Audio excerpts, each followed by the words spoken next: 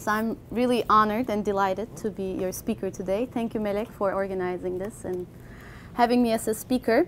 So I am commuting between New York City, where I lived for a couple of years, I think since I guess I lived here for 7 years.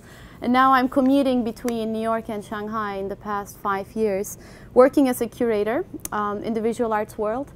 So that pretty much means I'm mostly producing artworks with artists. I'm collaborating with artists on multiple, mostly live productions, and also doing quite many collaborations by setting up blind dates between artists from our part of the world, the former Ottoman geography, so they can actually create new works that are based on our contemporary lived experience, so they can create their works in a meaningful way. So, you know, a curator can mean a cultural diplomat, can mean an arts producer, can mean an events organizer, can mean a historical researcher, or tastemaker. So there are multiple titles to the multiple, I guess, roles that can be assigned to the job of the curator. I grew up in Istanbul, and with a total sympathy for Kibele. As you know, these little mother goddess figurines from about the middle of 3rd millennium BC, mostly from Asia Minor and Mesopotamia, and they really shaped my imagination. It is partly because of my family's collecting interest.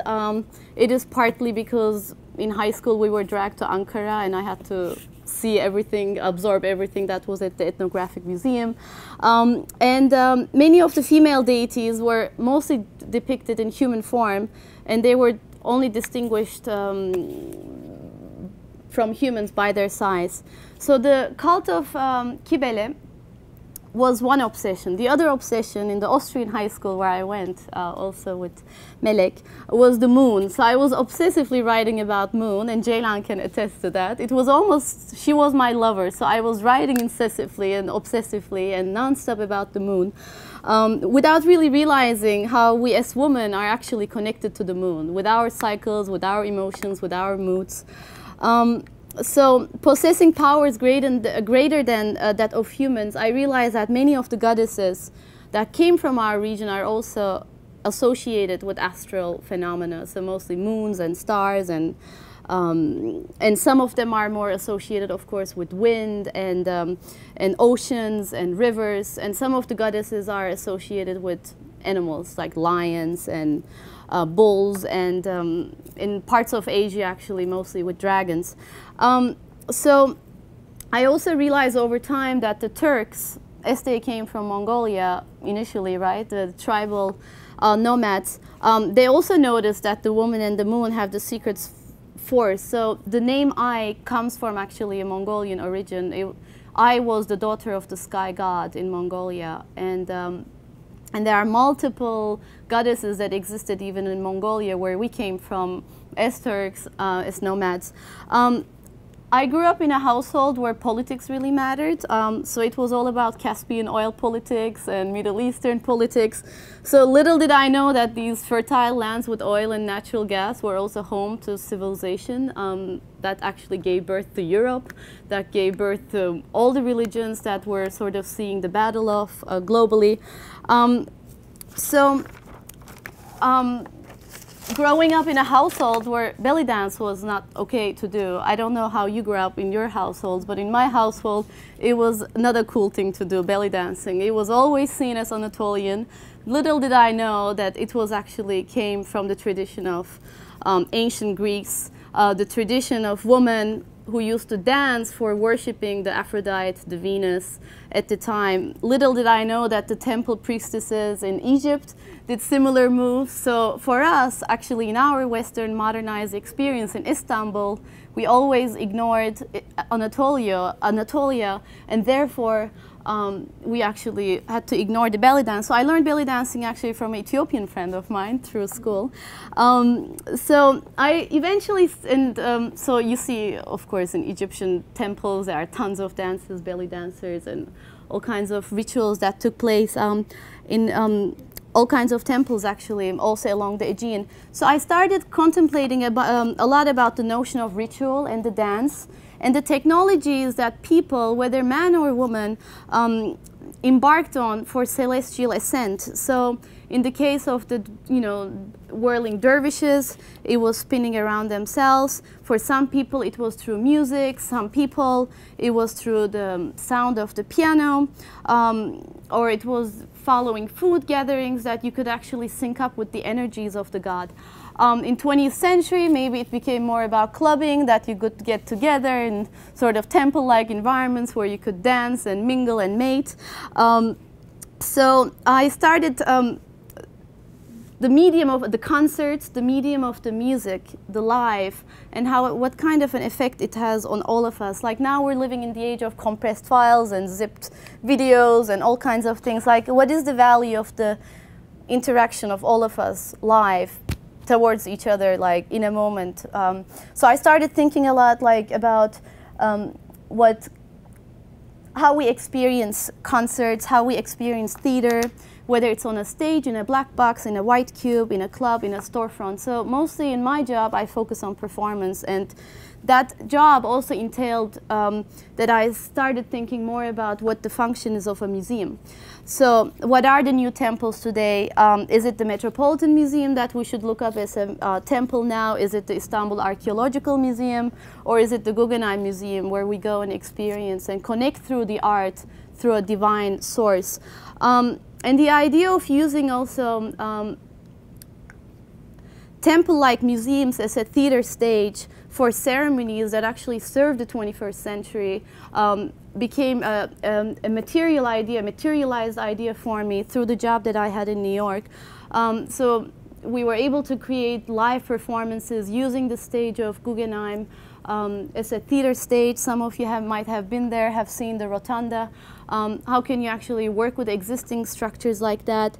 What is the role of the artist? So maybe Julie can have some ideas, like, can an artist act as a priest? Can an artist act as a priestess and create ecstatic experiences? In this case, it was Adam Pendleton's work in which he created a whole church revival experience with a gospel choir in the background. So my small lecture is actually not about my job, but just to give you a bit of a sense of the kind of job that I do with museum-level productions and exhibitions. It's actually my renewed interest about goddesses. And so imagine me as a search engine today, whether it's Google or Hakya, you call it. So it's a journey that I started only when I wrapped my age 33, auspicious age, when Jesus passed away. Or maybe young for some of you, maybe I'm older for many of you. But it was the day of my birthday that I met an Indian-Chinese priestess, half Indian, half Chinese. And she kind of led me into the mysteries of Egypt.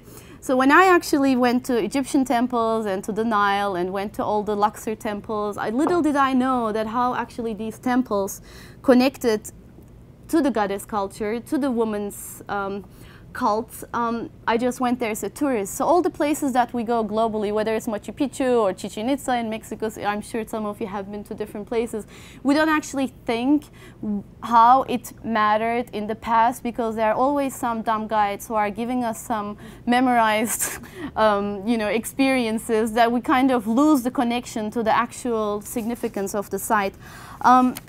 So Isis is the goddess of motherhood, magic and fertility. She was worshipped as an ideal mother, as a wife, as the matron of nature and magic. She was the friend of the slaves, sinners, artisans, but the downtrodden, but she was also listening to the prayers of the wealthy, as well as the maidens and the aristocrats and the rulers. So she was the mother origin of all. This is, I'm talking about, 5,000 years before Christ. And it has also seemed to have captured the imagination of the Greco-Roman world. So if you go to parts of the former Roman Empire, you would see from village to village different iterations of the woman cult as now cast at woman saints. Whether you're in Sicily or you're in parts of Greece or you're in parts of like the Aegean coast of Turkey, you would actually find different deities as they are worshipped. The Isis carried the Ankh, which was the key to eternal life. And thousands of years ago, before Mary was nursing Jesus, it was actually the Madonna and the child was actually Isis holding her child Horus. So the story of Virgin Mary is very much connected to the story, the Egyptian story of Isis and Horus. So what I want to show today is all these little connections that are really significant, just to say that how our histories are continuing. So we should not just think of Maryam and Isa as a separate creation. It actually is part of a longer history that we're all part of. So I traveled afterwards to China, as I told you, and I've been living there for 5 years. That's where I discovered Guanyin. And this Bodhisattva is considered the personification of compassion and kindness, and is an enlightenment being that thousands and millions of people actually in China are worshipping. Its origins lie actually in India. And every village you go, there are different iterations. So this is Tara, another goddess. And is also another bodhisattva who carries a lot of Buddha's virtues. So looking at all kinds of goddesses all around the world, like, made me realize, so I might have some more examples, made me realize that this is not a very authentic, this is Celtic mythology. Brigitte, for instance, the name of Brigitte, if you wonder where Brigitte Bardot comes from, it's probably, we can make a reference to the goddess of the Celtic region. So there is actually globally, every region had its pagan cults that existed pre-monotheistic times.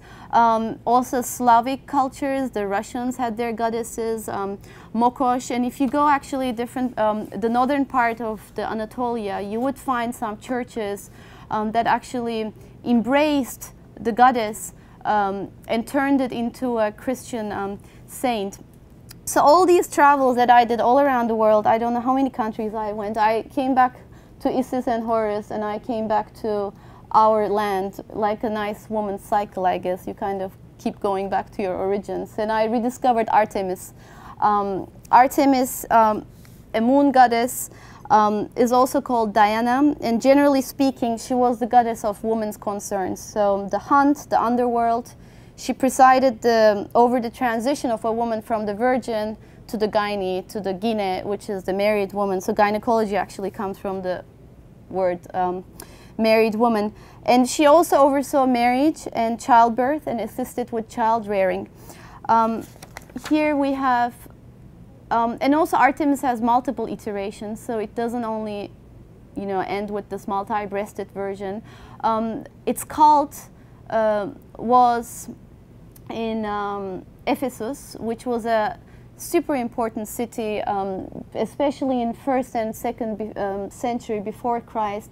About 200,000 people lived there, and it was a competing city to Miletus, and they were really competing for arts and sciences, for excelment in math and philosophy. So she was also the sister of Apollo, so you actually see Apollo here with the rays of the sun welcoming the day, and Artemis in the bottom, sort of farewell, saying farewell to the night, with the deer next to it because she's actually a huntress.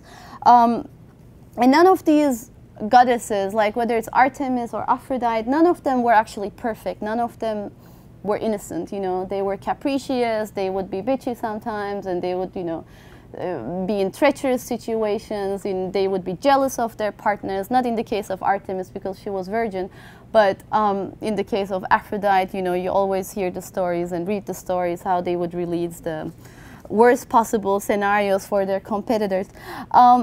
So the story of Artemis is interesting, not only because it exists in, you know, in art history. It was revived massively during Renaissance times, but Ephesus was also a significant site where the Artemision was, the temple, is a story for Christianity. I'm sure some of you have been to Ephesus.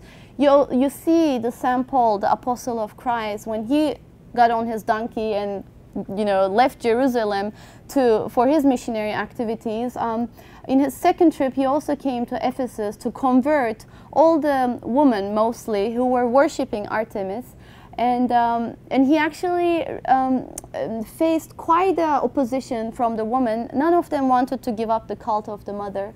So he lived there for 4 years, and he was imprisoned and all that. He didn't give up. And eventually he was able to convert most of the people to Christianity. And the only way he could deal actually with Artemis was to transform her, the whole story that Virgin Mary actually lived and passed away in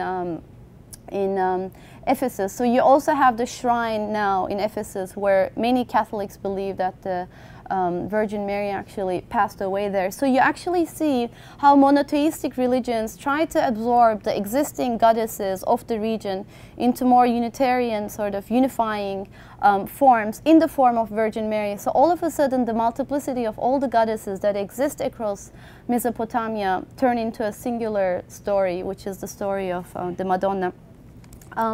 So the St. Paul story is this is the house of Virgin Mary in Ephesus.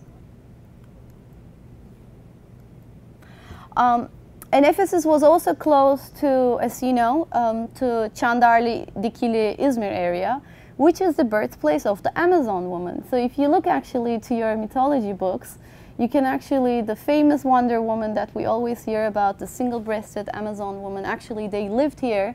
And the Çandarlı Castle, which is in Çandarlı, is actually landed upon an Amazon fortress. So these warrior women would actually, you know, if you read Azra Erhat's, for instance, mythology book, you can actually read a lot of the stories, how they departed here and went to wars in the Aegean. Of course, we don't know if it's fiction or if it's mythology, but it's sort of interesting to see that most of the castles that we're looking at, or some of the mosques and churches that we were looking at, are actually landed upon the pagan sort of woman cults. Also, Knidos, which is Datça, was the first site, and it was one of the speculative sites where Aphrodite lived, Venus, the goddess of love and fertility. And the first time a nude sculpture of Aphrodite was made was actually in Datça. So it was a scandalous situation. A lot of the artists, I don't know how they made it, but they kind of had to go from the islands. They had to come with boats and everything to see this naked goddess. So we take it for granted that everything we see in archaeological museums are supposed to be naked, but actually started in Knidos, that it was the first time. So Aphrodisias, which is in Geyre, is the temple of temple of Aphrodite. Another site that was super important was Cyprus, and Cyprus was also a site for Venus / Aphrodite. Also during the Islamic times, it became, after Mecca and Medina, it became the third holy site, simply because of its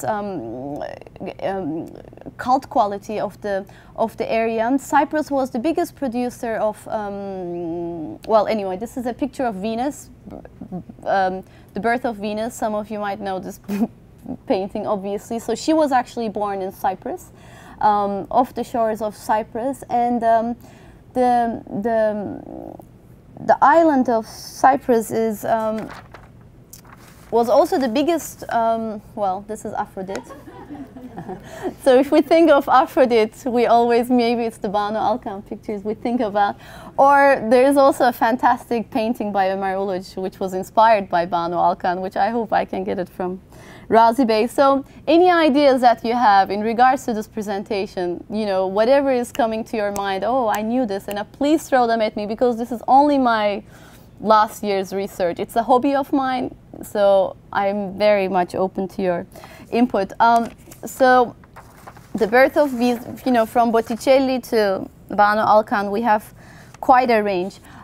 Venus, the star, obviously the goddess Aphrodite was connected to the star of Venus, and Cyprus was the biggest producer of copper, bakır. And copper is actually the reason why Cyprus is called Cyprus, because you can see the link between Cyprus and the copper. And every woman has a penny-sized copper in their body. So when we talk about the black milk of Elif Shafak, which is the postpartum depression, is actually, that's what the time when our coppers go a bit higher and we need to kind of balance it. And men have a bit more iron. Maybe that's why they have a bit of better GPS than women do most of the time, even though maybe it's a controversial topic to talk about a twin. But it's this sort of man from Mars and woman from Venus. This whole argument is actually, it exists in mythology in earlier civilizations. So the way the Hala Sultan Tekke is the way Islam dealt with it. The way Christianity dealt with the mother cult of the Aphrodite in Cyprus was anointing Aphrodite as a saint. So the first Christian female apostle by the name of Saint Thecla, and I bet not many of you have heard of her. She actually was a contemporary of Saint Paul, was a pure creation of Saint Paul, in my opinion, that again tried to capture the goddess culture in these regions and try to materialize them in some way. So this is actually parts of Syria where I was trying to catch some of the stories of Saint Thecla. So I was thinking maybe we can all close our eyes and think of a time when there was no electricity, it's pitch dark, and it's only stars, and it's only the moon. And obviously 19th century is the electricity began. So when we're looking at, you know, 1st century, 2nd century, it's all dark, and the stars are the only things we're looking at, whether we're Chinese, whether we're Indians, whether we're Turks moving along Central Asia. So Jerusalem, Egypt, everybody is looking to the same sky. So imagine the potency of moon and the stars that it had upon the woman. So what I want to say with this is the star cult that lived in Haran.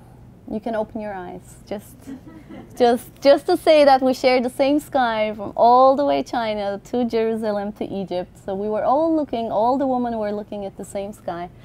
Haran, the site that has such significance because of Prophet Abraham. We always memorize in our school classes that it's the site for the first university, but it is actually where a major sky worshipping clan lived. They are called the Sabaeans, and they were fasting once a year, 30 days. They were praying 5 times a day, like the Muslims did afterwards, and it had a lot of the qualities that Prophet Muhammad eventually integrated into Islam. So Haran, which some of you, how many people have been to Haran? Yes, you've been there, okay. So it probably has quite a sacred quality. I haven't been there myself, but Syria I really felt. And one of the reasons why we had to visualize the stars that we're looking at is like, if we think of the Islamic architecture, why does Islamic architecture have so many stars? Like you look and it's all octograms and it's all, you know, like all kinds of star shapes we see on the floors integrated into the architecture. And it is really a continuation of the star worshipping and the mother goddesses being connected to Venus or God or crescent and the moon. So if we are, look at the crescent and the moon, I'm sure it reminds you of our flag. The color of green for Islam, it actually comes, if we don't need to look further than the sky and the goddesses to actually figure out where all these colors and symbols are coming from. Or the idea of the kandil, that is every new moon, or what we do in the full moons, it actually is a continuation of what we had in that land. So the Kaaba, which we look at the house of Allah, was actually the site of 3 goddesses before Muhammad came along. As you know, Prophet Muhammad, he chopped down a lot of the polytheistic traditions at the time, which we always learned as the putperestlik is a no-no thing to do. His parents were worshipping the 3 goddesses, and he himself had to move from Mecca to Medina to do the hijrat, simply because he wanted to get rid of the 3 goddesses, because his entire family said you cannot do that.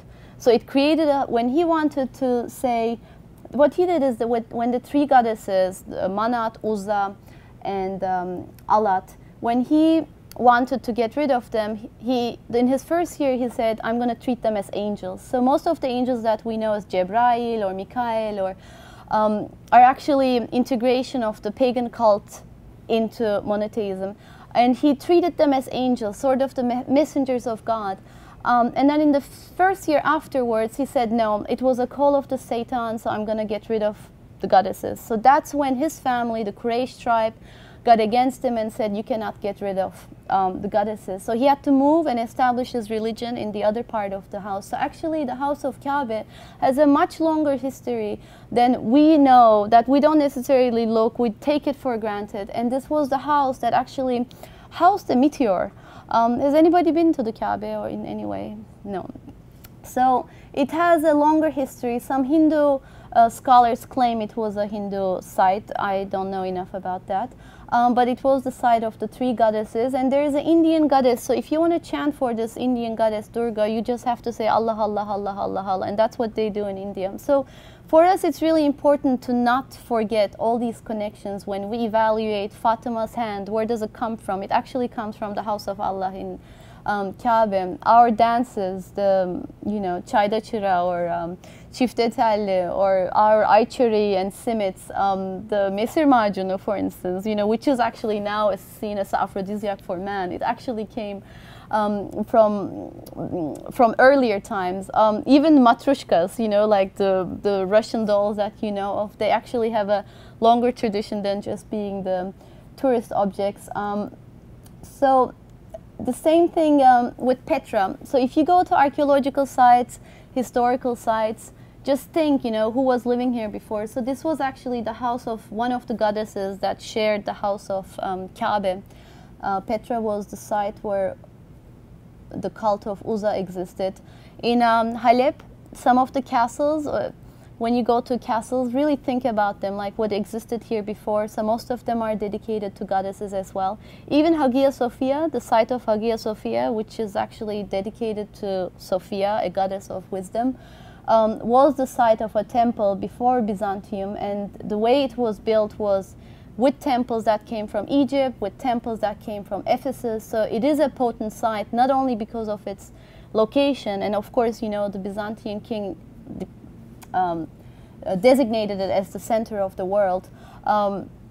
It is also exists from all the marbles that came from these potent temples. So when guides tell us, oh, this marble came from this temple, and this guide, this stone came from this temple, we kind of phase out and don't really listen. But actually, there is a significance from all the material that fed these temples. So if you remember the site where we have to put our hands in the Hagia Sophia, it is an older story. So she probably has a longer story that I have to look at.